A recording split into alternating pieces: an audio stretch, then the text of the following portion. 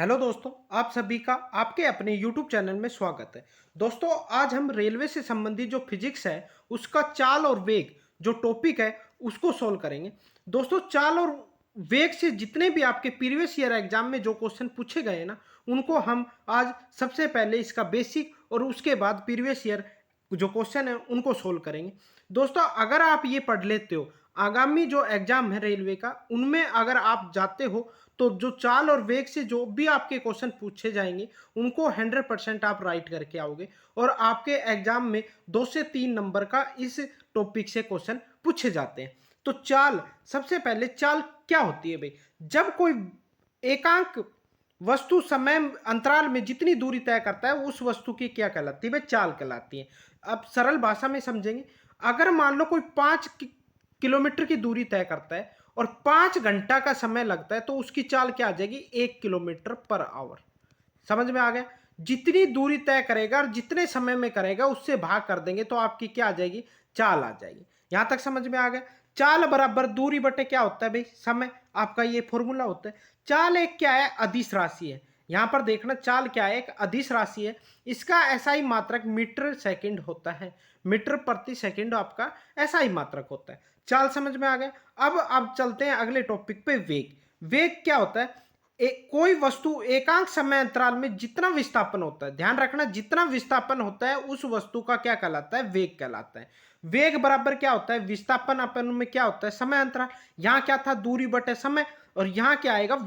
विस्थापन अपन समय अंतराल, जितना समय का अंतर हुआ है। वेग क्या है? एक सदिश राशि है। वेग क्या है? एक सदिश राशि है। इसका एसआई मात्रक मीटर प्रति सेकंड होता है। एसआई मात्रक दोनों का क्या होता है? सेम होता है। पहले क्वेश्चन पे चलते हैं। इसका बेसिक समझ लिया हमने। पहले क्वेश्चन पे चलते हैं। पहला क्वेश्चन क्या है भाई? क्या कह रहा है पहला क्वेश्चन? एक चालक समान गति से अपनी कार को 60 सेकंड में 288 मीटर की दूरी तय करता है। क्या करता है भाई? 288 मीटर की दूरी तय करता है। तो आपने बतानी उसकी गति क्या होगी। अभी हमने फॉर्मूला पढ़ा था, चाल बराबर एस बराबर क्या होता है? D upon T. Distant upon क्या हो जाएगा? टाइम। तो दोस्तों, कितनी दूरी तय करता है? 288। समय कितना है? 60 सेकंड। 60 से क्या कर दो? भाग कर दो। इसको सोल्व करोगे तो कितना आ जाएगा? 4.8। अब जो इसका मात्रक क्या था? मीटर पर सेकंड। आपका क्या राइट आंसर हो जाएगा? ऑप्शन नंबर 1 करेक्ट आंसर है। ग्रुप डी में 23/10 को 2018 को ये क्वेश्चन पूछा गया है। नेक्स्ट क्वेश्चन चलते हैं। किसी वस्तु का त्वरण इसके खालिस्तान प्रति इकाई समय में हुए परिवर्तन है। तो दोस्तों, वेग में परिवर्तन जो होता है वो त्वरण कहलाता है। तो ऑप्शन नंबर ए राइट हो जाएगा। क्या हो जाएगा? वेग आपका क्या हो जाएगा? Correct answer. Option number A आपका क्या हो जाएगा? इस क्वेश्चन का राइट आंसर हो जाएगा। नेक्स्ट क्वेश्चन पे चलते हैं। नेक्स्ट क्वेश्चन क्या कह रहा है? औसत चाल और औसत वेग वस्तु की गति दर्शाता है। आपने मेनली बताना है वस्तु की गति कौन दर्शाता है। तो दिए गए अंतराल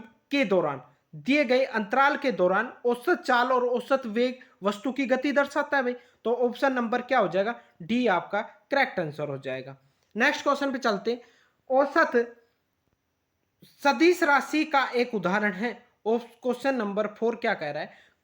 एक सदिश राशि एक उदाहरण है। तो वेग क्या है? यहां पर एक सदिश राशि होती है। वेग क्या है? एक सदिश राशि होती है। ये हमने पहले ही पढ़ा था। ये एनटीपीसी में दोस्तों कब पूछा गया? 28/4/2016। 100% रियल क्वेश्चन है दोस्तों। नेक्स्ट क्वेश्चन पे चलते। नेक्स्ट क्वेश्चन क्या कह रहा है?